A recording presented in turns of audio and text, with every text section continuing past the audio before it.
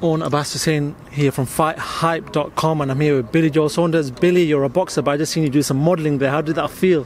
I used to do a lot of pornographic modelling when I was younger, you know. In my younger days, my teens. I think you should take it on you. You're doing all right there. You're doing all right. I like doing the clothes off though, you know what I mean? Just in the budgie smugglers. Bill Stevenage Football Club, you're here, 18th of May, headlining for the WBO interim title as yet. First of all, you talked about motivation in the press conference.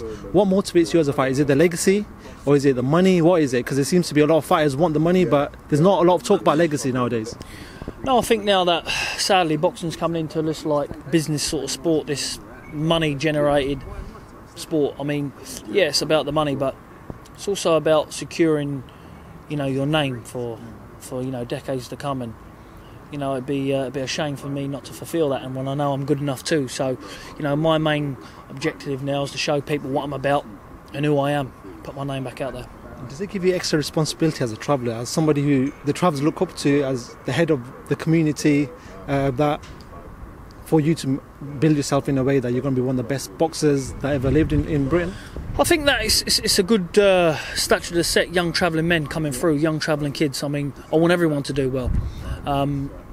You know, the young travelling community coming through now, you know, everyone's boxing, and it's something for them to look up and go, well, I'm going to be better than him. And hopefully one day we get a few that are better than me and carry it on.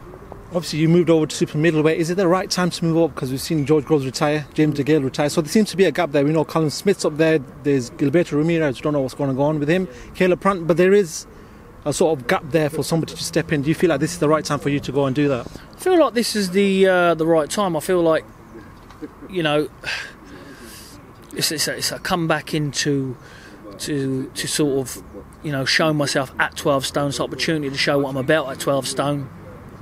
You know, I can make 11 stone 6, and also it's a good camp to make 11 stone 6. You know, perhaps I could use this to materialise on my middleweight focus, but you know, at the minute I'm trying to put myself in a position at super middleweight for the big fights, and if that can happen, then brilliant. But if it can't, then you know, I'll look at middle again. Obviously, we know the training situation with yourselves changed. I don't really want to talk about that Dominic Ingle sort of situation. You've said you've left on good terms, which is good enough. Talk to me about having a good trainer, because I want to sort of go on to Chris Eubank Jr. He's sort of picked a trainer. He last fought. Did you see any improvements in him when he had his trainer? There's difference. There's some fighters that no matter who trains them, they're never going to improve. No matter who trains them, they're never going to learn. And he's one of those fighters. And I think that a technical boxer will always benefit from a good technical trainer. Talking about Chris Eubank Jr., that fight seems to have ignited itself, reignited. I don't know if it's inactivity of yourself or if it's just him sort of winning his last fight and it seems to have caused some talks. Would that be the fight that you'd really want?